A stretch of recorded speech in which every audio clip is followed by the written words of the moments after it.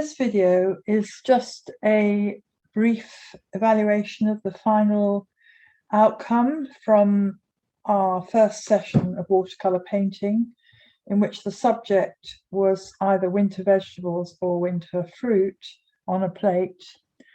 Having shown in the previous videos the initial painting of the leaves and then subsequently some of the butternut squash, I then moved on to working on the pepper, and following that the beetroot.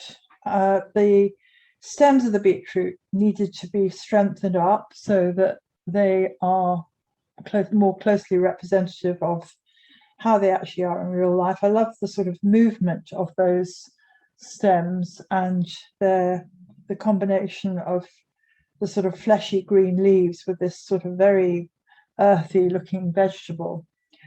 And then finally, in order to make the things look more like they're three-dimensional and situated on a plate, it was necessary to develop these shadows. So this shadow on the sweet butternut squash against the beetroot, which I wet the dry paint underneath with just clean water and then dropped in a purpley grey blue to create this tone shadow.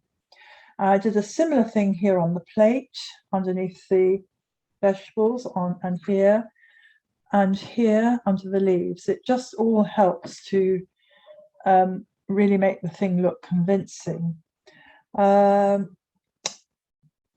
The plate itself, again, I left a little rim of just straightforward white paper around the edge, and then did a bit of shadow on the underside, creating a sort of suggestion of underside to the plate, both here and here.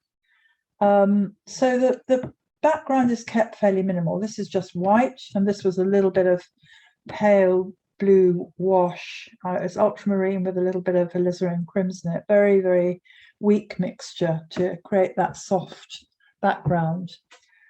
And then finally, I rubbed out the pencil line, which I'd drawn to guide me on the actual curve of the plate, so that, you know, you can just see it without, as it is, you know, just as a white edge. I think it is important in watercolor painting as much as possible to try and leave tiny bits of white paper. I mean, that's almost pure white, not totally. It's got a tiny thin wash of pink on it, and some of these have as well. But it does, if you make everything too heavy, it kind of kills the transparency and freshness of the medium.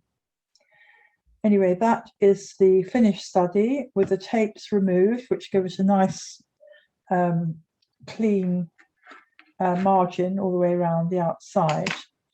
And we will now move on to the next subject, which is week 2, in which the majority of you will be doing winter vegetables, and I will be reverting back to winter fruit.